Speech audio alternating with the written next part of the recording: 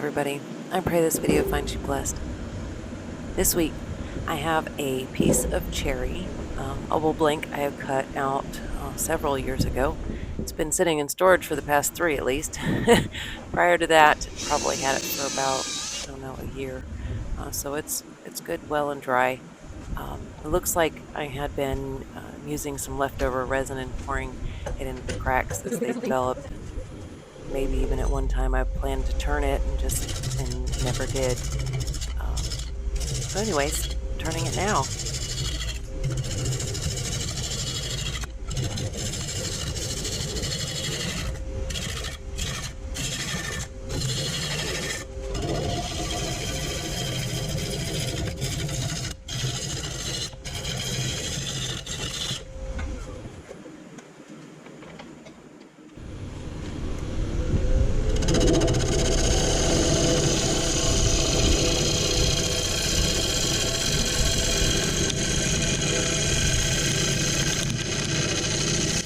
I just want to say, if you do not have a Irish grind bowl gouge in your arsenal, you must, it's an absolute must, you must have one. Even if you're not sure of it and you want to try it but you're not sure of it, buy a Hurricane gouge off of Amazon. I have the set of 3. It's the 1/2 inch, 3/8, and 1/4 inch, and I think a set of 3 of them were $104 the last time I looked, which isn't bad. And you will use them all for multiple projects. As you can see, I mostly use my Irish grind for everything. Detailing, it is just such a versatile grind on a bowl gouge, and as you can see, I have no problems tearing away some material with it either. It's my favoriteest. Yes, you're hearing that correctly. For some reason, I'm able to slow down and stop my lathe.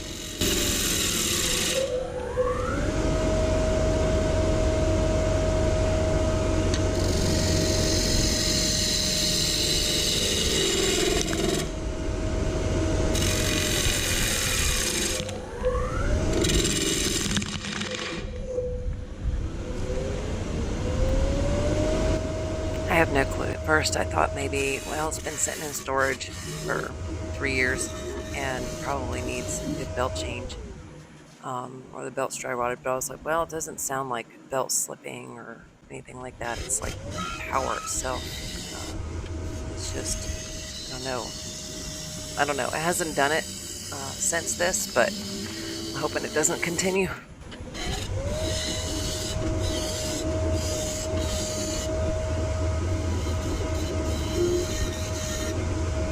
The shape and size of this bowl is determined by how deep these cracks are on the side.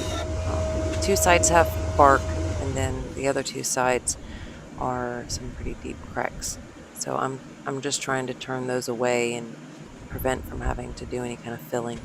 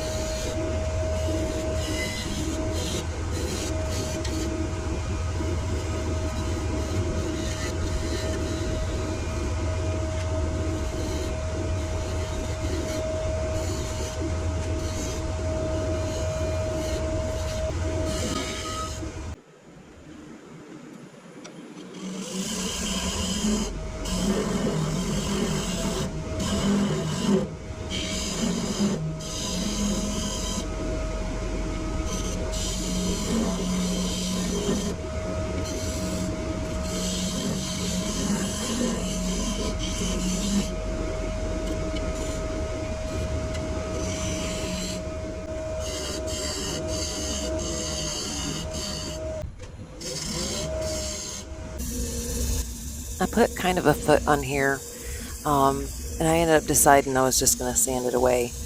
It was kind of getting sanded down anyway, and then I was like, well, it looks like it's either needs to be there or not be there, and so I just decided to sand it away. So that's the reason why this definitely looks different.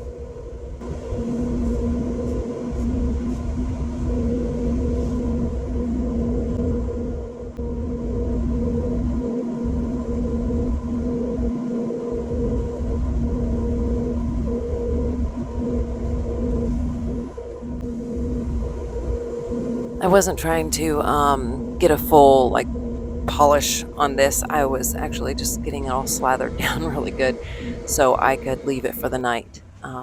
It was really late and I wasn't going to hollow it out till the morning, so I just went ahead and coated it really good with the polish DIY polish paste and put some paper towels on the end grain just so that a way it wouldn't move. It's very, very offensively humid here in Florida, and if you leave anything out, it will absorb every ounce of humidity that's in the air that the air has to offer. So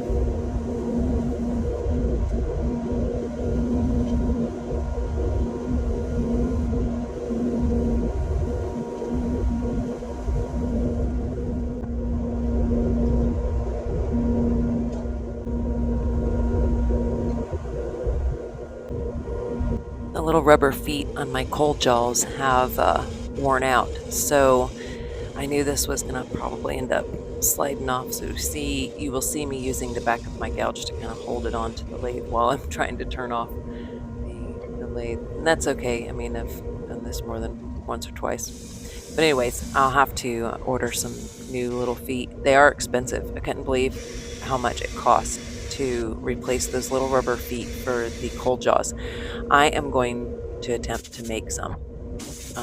By golly, and once I figure it out, I will let you guys know.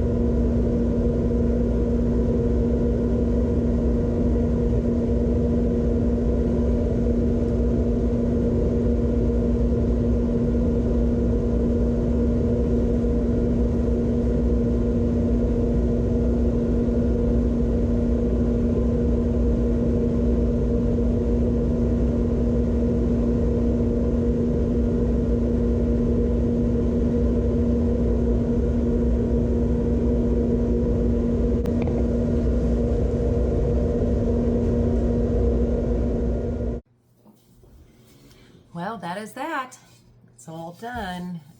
I love cherry. I love the smell of cherry when turning it.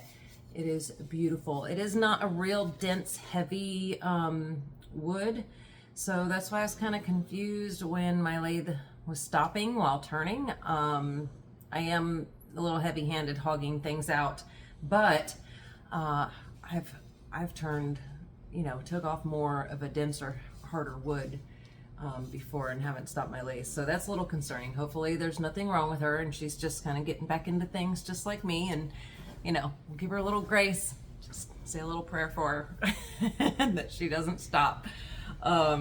Nobody has time for that. But anyways, yeah, I did start to make a foot on it. I figured that helped give it a little bit more weight and functionality, because you know, cherry is not a dense, heavy wood. Decided to sand that off because it kind of started looking a little like it wasn't there, it was there, or whatever. So I decided to sand it off, and I just left the bottom of it thicker. So if you were to feel about right in here, it starts to get a little thicker.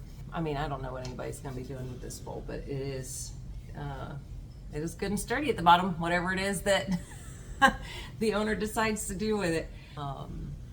Obviously I got my burner up and going at this point, and got that. I will eventually, one of these days, just video me burning. I don't know the program and all that stuff enough to really like be a tutorial about it, but I can show it off at least, I guess, that I'm doing it. It has all food safe finish on this, and then there is some resin. It's clear. Let's see if you can see. Oh, it is clear resin, so there's no color or anything in there. It fills the cracks. That is that. I pray you guys have a wonderful week. Hope you had a wonderful Labor Day weekend, and we'll see you in the next one. Take care and God bless.